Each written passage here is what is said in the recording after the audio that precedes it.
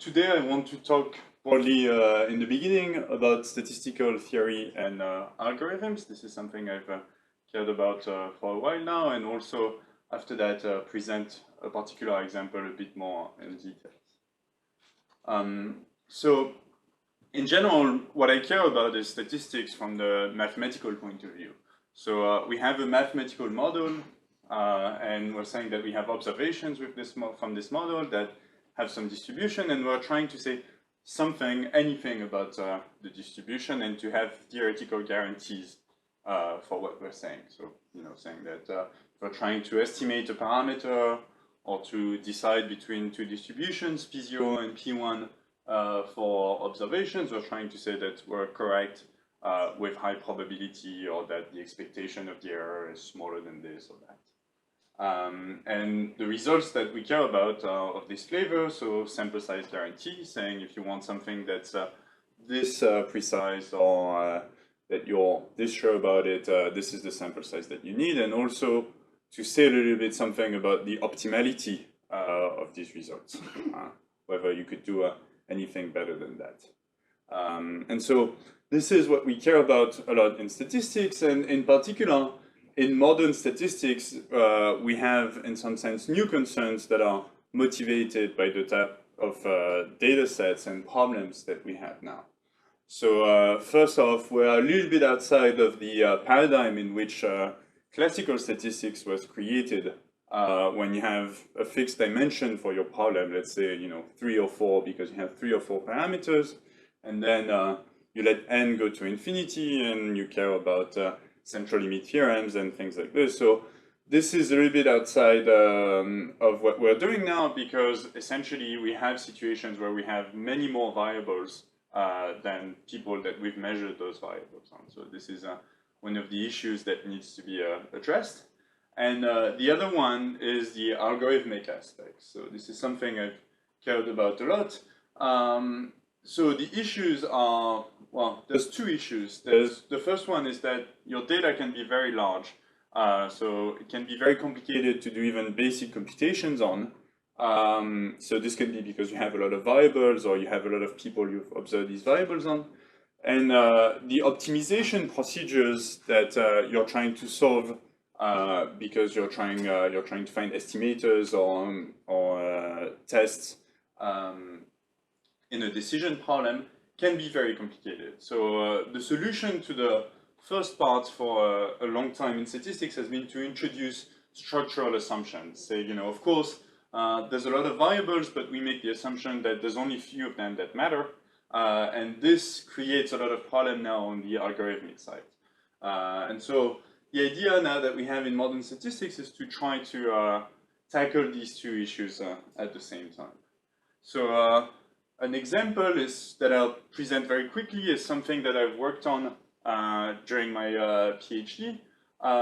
It starts with a very simple problem. So you have these independent observations in a very high dimensional space, RD, that are centered, and you make the assumption that they're Gaussian. You just care about the covariance between these observations. So the question is, are all my variables completely independent? So the distribution is isotropic, there's no direction with more variance, or is there a small subset of variables? So this is why we have this sparse direction V, unit direction V. Is there a small subset of the variables that are correlated, so that if you look at the data set and project on that particular direction V, you have more variance, right? And the complexity of this problem from a statistical point of view is measured in terms of theta, right? If theta is equal to 0, you cannot answer the question because these 2 distributions are the same. And the larger theta is, the more elongated your data set is going to be, and the easier it's going to be solved. Right? And the answer that we came up with is that you could find the optimal signal level, essentially the signal level at which you could start saying something. So it's over here, but that it required, at least in our analysis, to solve a problem that was completely intractable on a real life computer. And all the other heuristics that we could come up with, all the theoretical guarantees that we had for these heuristics had worse results, suboptimal results. So we had something of the order k squared over n here instead of k. And so our question was, are there intrinsic costs to doing statistics in a way that is also algorithmically efficient? And in that case, the answer was yes. So the take-home message for that problem is that there is a hardness result for alpha smaller than 1, and we could show that there is an actual gap between the level of signal that allows you to detect that something is going on, that there is some correlation from a purely statistical point of view, and the level of signal that is required if you want to do it on an actual data set with a real-life computer. Right? So I'm happy to talk more about this if there are questions offline, but what I want to talk more in details about is estimation in the Ising block model. So this is something that we introduced with my two co-authors, so Philippe Ricodet from MIT and Piyush Shrivastava from Caltech. And it starts again with a very simple model, and the motivation is to find communities in populations based on similar behavior. So the idea is that you would have two unknown communities, for simplicity, that are balanced of the same size, and you're observing a history of behavior, so you have p individuals and p over 2 on each side, and at every time the individuals are doing or not doing something. So they could be clicking a link or not on a social network, they could be buying or not buying something, getting out of their house or not. And the idea is that they're influencing each other. It's not something independent that's going on. We're in a real population, and so everyone has influence on all the others, right? So you have this thing that's going on. So I don't know if you can see the colors on the screen, but at every step, someone is either blue or red, so they're liking something or not. And we want to model the fact that they're all influencing each other. Okay, and so the usual model the usual way to model something like this is with an Ising model. So the idea is that, so I didn't draw all the edges, but you can assume that everyone is connected in this model, is that two people who are on the same community are going to have some influence that's greater than two people who are in different communities. And sometimes even the link between two people in different communities can be negative. So they have a negative influence on one another. If someone here says 1, it might push someone on the other side to say red. Right? And so the very simple way to model this is to say that the probability for these random 1 minus 1 signals is driven by the exponential of an energy term. And the more so this is minus the energy. The less energy there is, the more people agree on each side, and then either agree or disagree on different sides depending on the value of these parameters. And the idea is that we're observing different values of these sigmas, and we're trying to infer the communities based on this data. Okay, and so this is often one of the justification for other problems on random graphs. So you might have heard about the stochastic block model, where edges are independent, or random geometric graphs, where you have graphs based on some unseen geometry.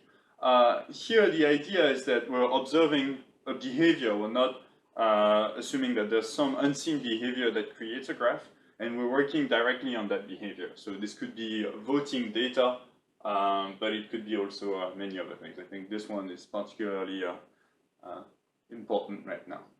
So the way we define things is that we have this history. So we have a lot of sigma t's that are in dimension p, that are just binary vectors of -1, 1. And the idea is that in these two unknown balanced communities, for every individual, there's a probability 1/2 to say 1 or -1, but they're again influencing each other. So the probability, if you are in the same community, to agree is greater than if you are in different communities. and there's more chance to agree than to disagree as well. So this is what the way we're going to model it. So again, with the exponential of an energy term. And the idea is that since beta is greater than 0, two people who are in the same community are going to influence each other positively. And since alpha is smaller than beta, two people who are in different communities are influencing each other less. And sometimes if alpha is negative, they can also influence each other in a negative way. So they're pushing, when you say one, you're pushing the other to disagree. So this is related to something that's been studied a lot in statistical physics, which is called the Curie-Weiss model, when alpha is equal to beta. So everyone is influencing each other in the same way. And in this model, everyone is just trying to agree with each other all the time. Okay, and so in this problem, there's one particular thing that's very interesting to look at. It's the covariance matrix, right? So this whole idea that people are influencing each other in different ways, whether or not they're in different communities. And so this is something that should be reflected in the covariance matrix. And so the idea is that if these represent S and S bar, the probability, or well, the expectation of sigma I, sigma j, right, this product of these two minus 1, 1 variable, should be equal for all I and j in the same community, equal to delta, and equal also to another value omega for I and j that are in different communities. Right, so if you had the population covariance matrix sigma, you could recover these communities just by looking at it. It also comes up naturally if you look at the likelihood, function. So the empirical version sigma hat comes up in here, and it's also related to something that's called the Kullback-Leibler divergence that measures the distance between two distributions.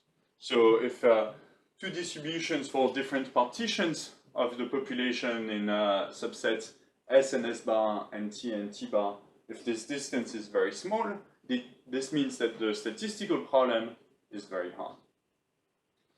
So here there are two main questions. The first one is, what are these values as a function of the other parameters? So in problems where things are Gaussian or have distributions where you can very easily take expectations, this is usually the easy part. Going from the model to the expectation of your observation or something related to your observation in the population case, this is usually the easy part. Here in this model, things tend to be pretty complicated and technical, so you can't just get a formula for this. You have to study the problem a lot. Even showing that delta is greater than omega, which kind of makes sense when you look at the model, requires to look at this divergence. And then, so once you've understood what happens essentially in the infinite data case, you have to wonder about how does sigma hat, the empirical version of this, relate to sigma? How different they are from each other based on your sample size. And this has impact on likelihood-based estimators, in particular on ones that are easy to compute. So this will give information about the necessary sample size to estimate these two blocks in the population. Okay, so this is just a little bit of explaining what's going on in this model. Essentially saying that the probability density is going to be driven by the mean magnetizations. So this is the average of these -1 ones in the same communities. The intuition is that because these two blocks are influencing each other for every individual, they should also influence each other at the macro scale when you look at just the average of the whole block. And this intuition is reflected in the fact that you can actually just write the whole density just as a function of these two magnetizations. So they're called magnetization because this is a model that comes from statistical physics, but you could just think of it as, average vote in each community. If μs is very close to 1, it means that everyone almost in the first block, in the block S, says 1, and vice versa. So you need to account for a number of configurations, etc. but you find that essentially then this is driven by an energy function, a free energy function, that just depends on these very simple values. So the idea now, again, this whole analysis is motivated by what's done in statistical physics, is to find the ground states, mean votes or magnetizations that will minimize this free energy, because the probability is of this form. So if you minimize this function and you get a little bit away from the minimizer, then things will become exponentially less probable. And so this is why it's very important to understand these minimizers. And so again, in the Curie-Weiss model, when beta is equal to alpha, you have two competing things.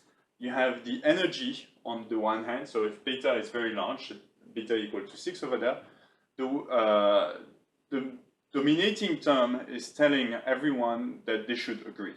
And so this is why the energy can be minimized by taking a mean vote that's very close to -1 or 1.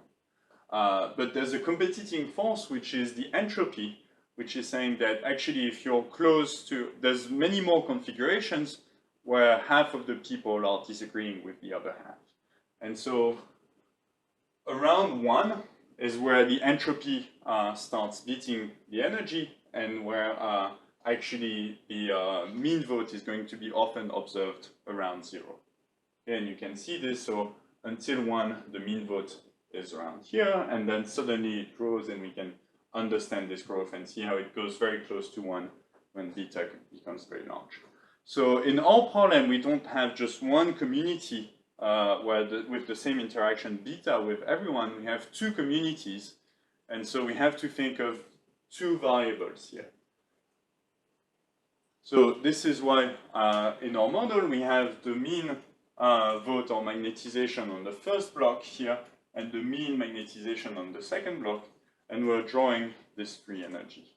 And there's going to be several situations, but in general, the idea is going to be that when alpha is negative, depending on a critical value that depends on, so on beta, you're going to have the two minimas here that are going to be on this skew diagonal, and the skew diagonal is where mu s is minus mu s bar, and so where the two mean votes are opposites. And so that's a nice situation from a statistical point of view, because one community is going to tend to agree within itself a lot and disagree a lot with the other community. And we're able to understand really well how different they're going to be based on all these parameters. And when the parameters are different, you can have other situations where you can start having other local minimas, or even 4 global minimas. And so this is why this function needs to be studied really well. But this is all saying there is some function that depends on these two mean votes, and you have to understand, depending on all the values of the parameter, where the minimas are going to be, because often the true values are going to be very close to the minimas. Right? And so this is a diagram for all the parameters. So beta is here, is always positive, and alpha can be positive or negative. And so the whole picture is that when alpha is not strong enough compared to beta, the force in beta saying that everyone should agree is going to bring people on the diagonal, or even at 0, 0, this is where people in different blocks are going to tend to agree, or even where everyone in the two communities are going to be more or less uniformly random, so you don't see really an agreement that emerges. And the easy part from a statistical point of view is when these two blocks tend to disagree, so in this region. And we can do a technical analysis and show that the values that we had in the covariance matrix are related to the values in these ground states. And so in particular, this is the difference between these two values. So saying how easy it is to estimate the blocks by just looking at the covariance matrix, that is related that is related to the distance between these two. Okay, so this is saying, you know, if you are white, if you are in the white region, the problem is very hard, and then the more red the color is, the easier the statistical problem is. So you can see that there's going to be a very sharp phase transition in these regions. Okay, and just a quick word for people who are also interested in optimization. So we look at relaxations of this problem. So we have first an optimization problem on the convex set that's very hard to analyze, and so we look at a lot of convex relaxations. And the idea, the main idea is that you have a set in which you're hoping that your empirical covariance matrix is, because when it is in this set, it allows you, when it is in this set, you know that this means that the optimization problem will recover the true communities, right? So this is a favorable case. And when you're doing convex relaxation, so when the set on which you're optimizing becomes larger, then the cone, the dual cone on which the empirical covariance matrix needs to be becomes smaller. And we get, for some of these convex relaxation, a bound on the sample size that tells us that it should depend only logarithmically on the size of the problem, so it's almost scale-free, but it should depend also on the difficulty of this problem expressed by the difference in these two values. So going over this quickly, we also have results when we look at spectral analysis for the partial recovery of this block. So sometimes you're in a situation where you don't have enough data to recover the two blocks perfectly, but you can already say something non-trivial, such as, you know, we've recovered 90% of the blocks. So this is something that you can do through a spectral analysis, and the fraction of error epsilon drives the sample size that you need. And you can show that these results are optimal. Essentially, if you have a sample size that's much smaller, you can show that the probability of finding the right subset goes to 0 if you have lower sample size. Okay, so quickly, so this is a new way that we found to model interactions between individuals in a community when they influence each other. So this was the initial motivation. This led us to analyze this from a statistical physics point of view. So if there's people that are interested in these models, I'd be very happy to talk. And we're looking for ways to generalize this, to look in maybe more realistic descriptions of real phenomena with more complex structures. And so for the people who are interested in these things, this is also related to things in information theory and in convex optimization. So if you're interested in this, I'd be happy to talk about that as well. Thank you very much. Thanks, Quentin, for a wonderful talk. Any questions? I have a question.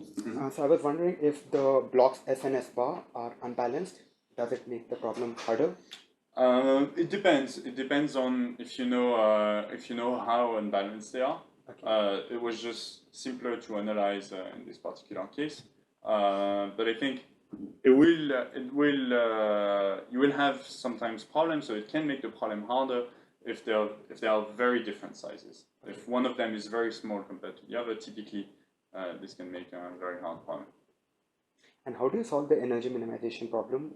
It's a function of two variables, and so you study it for a lot of these parameters. So this is, I mean, you do a lot of simplification through symmetries, and you can show that the minimums are going to be on one of these two diagonals or at the center, and then you study them for a lot of parameters. It's related to the simple case of the Curie-Weiss model, where there's just one variable. So you relate it to that model, and you can study it that way. Okay. Thanks a lot. Yeah. Do I understand correctly that you sort of start off with the division of your data set into two clusters of communities? Yes, but you don't know where the communities are.